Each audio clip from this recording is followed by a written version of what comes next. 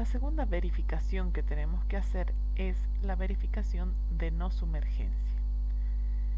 Esta verificación consiste en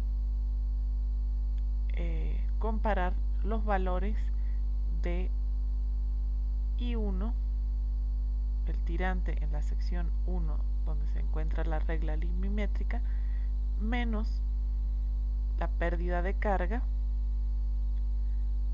total a lo largo del aforador, que se encuentra esquematizada aquí arriba en el dibujo, que tiene que ser mayor al valor del tirante en la sección de salida 2, es decir, el tirante del flujo normal en el canal de salida.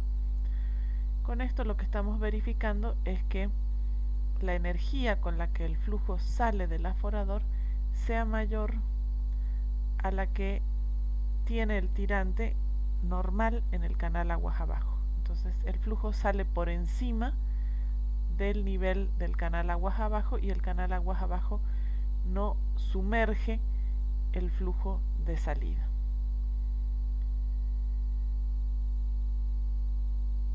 Este delta H, esta pérdida de carga a lo largo del aforador, viene fijada también en la tabla del Bureau of Reclamation, en el pie de la tabla, con unos valores aproximados, ¿no?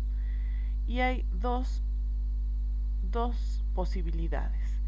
La primera es que estemos en el caso de una salida abrupta, que entonces aquí donde dice con una expansión abrupta, una expansión brusca del flujo en la salida, como en este caso de la derecha, de esta figura de la derecha.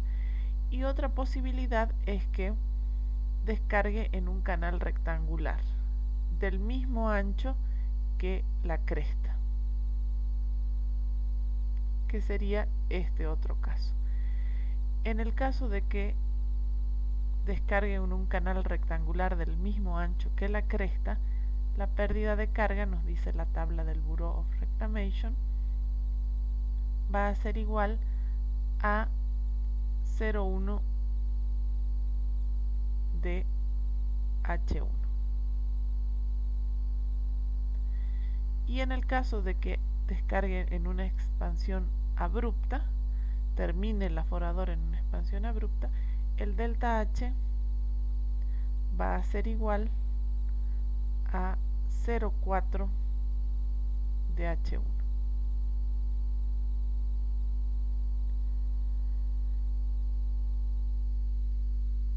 Aquí en la gráfica nos indica el Bureau of Reclamation que el delta H minúscula es semejante al delta H mayúscula, o sea que lo podemos equiparar, siendo la H minúscula la que corresponde a las alturas de tirante y la H mayúscula la que corresponde a la energía específica de una sección del canal, es decir, el H del tirante más la velocidad al cuadrado sobre 2G.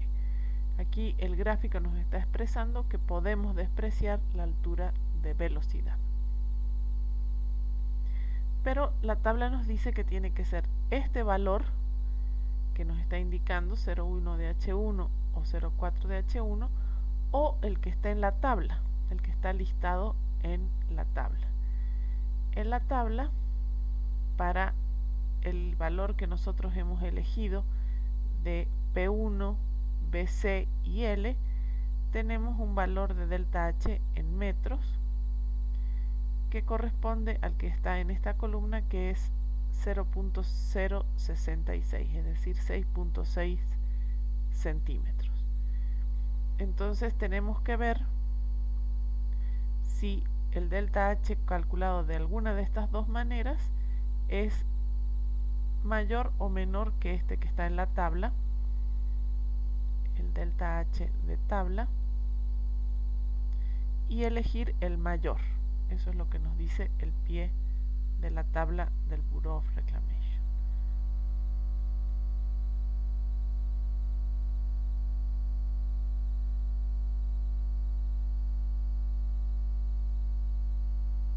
dice el que sea mayor, 0,4 de H1 o el valor listado en la tabla, el que sea mayor. Entonces de estos tengo que elegir el mayor. Yo voy a decir o voy a elegir este tipo de salida para diseñar mi aforador. En primer lugar, voy a suponer que no voy a poner un canal de salida rectangular como en este dibujo, sino que voy a hacer una expansión brusca del flujo, una salida brusca después del escalón. Entonces lo que me corresponde calcular es este delta H, que es 0,4 de H1, y compararlo con el delta H de la tabla, que es 0,066, para elegir el mayor de los dos y entonces introducirlo en esta ecuación.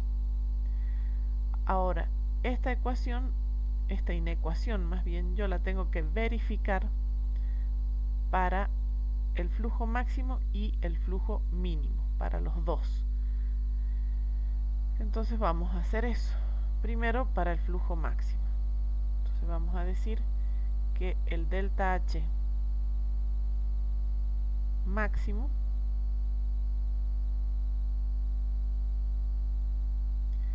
será igual a 0,4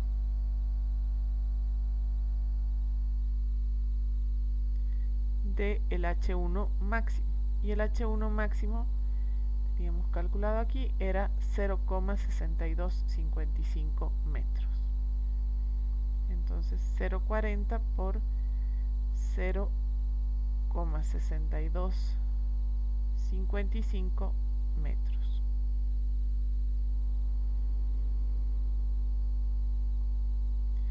Y esto va a ser igual a 0,25 metros. 2502 metros. Si yo comparo este 0,2502 con el de la tabla, que es 0,066, veo que obviamente esta pérdida de carga es mayor y esta es la que tengo que adoptar en mi verificación. Entonces luego procedo a hacer la verificación. Yo digo que el I1 máximo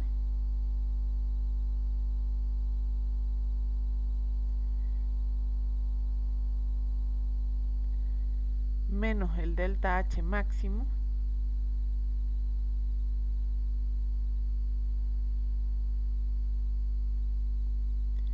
tiene que ser mayor que el flujo en el canal aguas abajo, el flujo normal, el tirante del flujo normal en el canal aguas abajo, I2. I2 para el caudal máximo.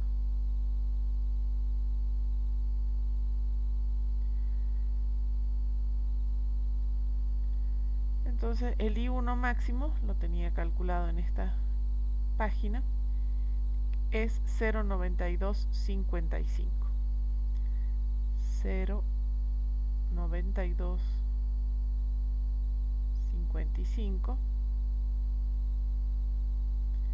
El delta H máximo es 0,2502, entonces menos 0,2502 tiene que ser mayor que el I2 máximo.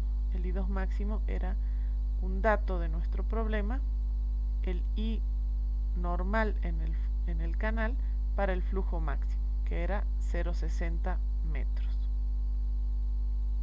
Entonces esto tiene que ser mayor a 0,60 metros. Esto también está todo en metros. Mayor a 0,60.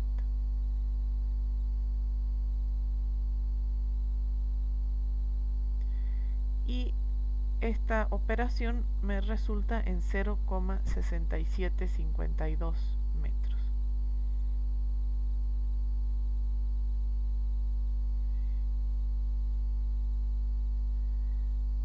Que deberán ser mayores que 0,60. vemos que la inecuación se está verificando.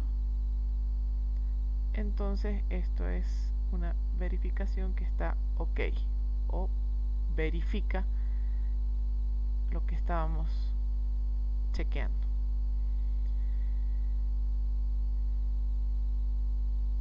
Existe un parámetro que se llama la protección de sumergencia. ¿Cuánto margen de seguridad yo tengo respecto del flujo normal? Y es la diferencia entre estos dos valores. Es 0,6752 metros menos 0,60 metros.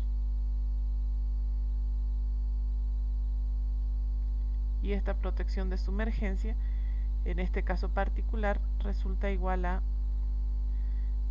0,0752 metros, o sea, 7 centímetros y medio. Es el margen de seguridad. Mi flujo sale del aforador con 7 centímetros y medio por encima del flujo del canal de aguas abajo. Esa es una primera verificación para el flujo máximo. Una segunda verificación que hay que hacer es para el flujo mínimo. Entonces el delta H mínimo va a resultar igual a 0,40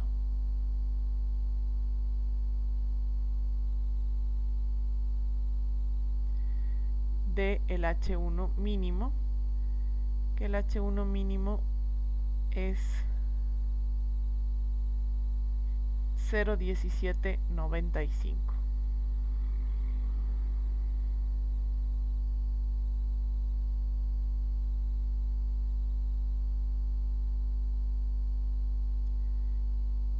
Esto resulta igual en metros a una pérdida de carga de 0,0718.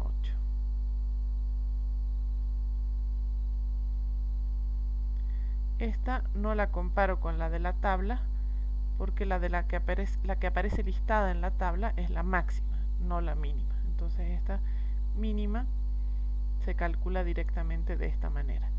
Pero de todas maneras la mínima también es superior a la que está listada en la tabla.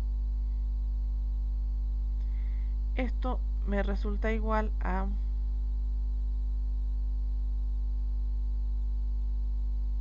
0,0718 y ahora tengo que hacer la verificación. Tengo que decir que el I1 mínimo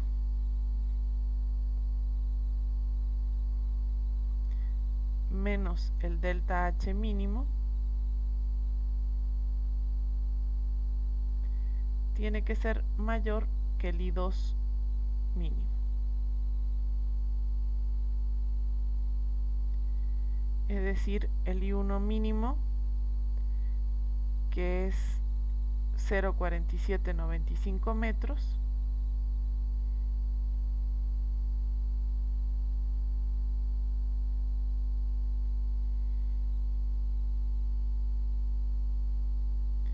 menos el delta H mínimo, que es 0,0718,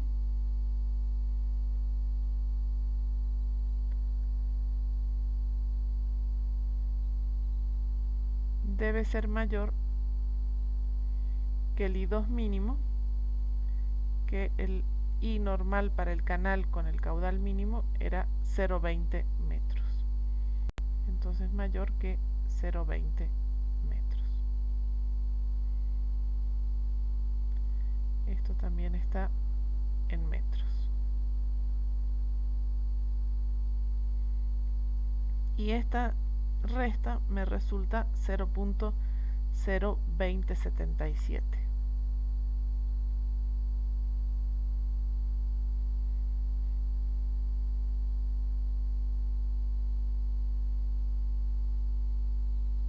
Perdón. Esta resta me resulta en 0,4077.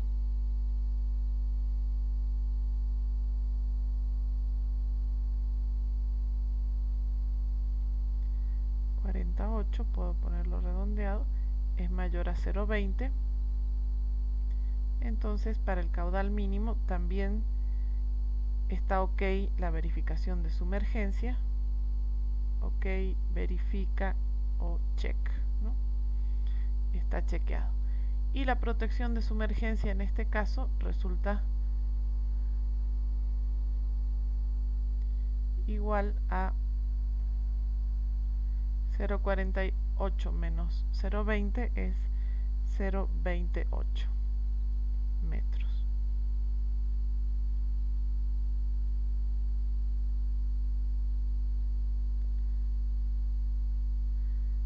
Aquí, metros. Entonces está verificada la sumergencia. Vamos a hacer un detallito aquí en el dibujo. Si nosotros consideramos que la salida, el fondo a la salida es aproximadamente o está aproximadamente al mismo nivel del ingreso, es decir, que esto es horizontal,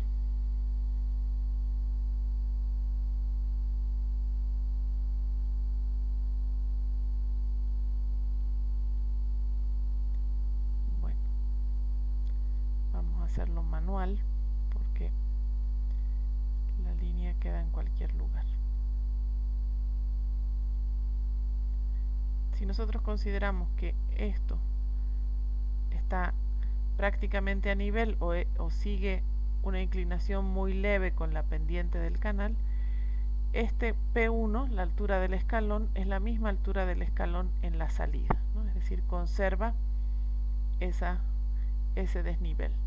Si la protección de sumergencia fuera muy grande, entonces nosotros podemos bajar el fondo en la salida, cosa de acercar un poco más la altura del flujo de salida y la altura normal del canal en la salida.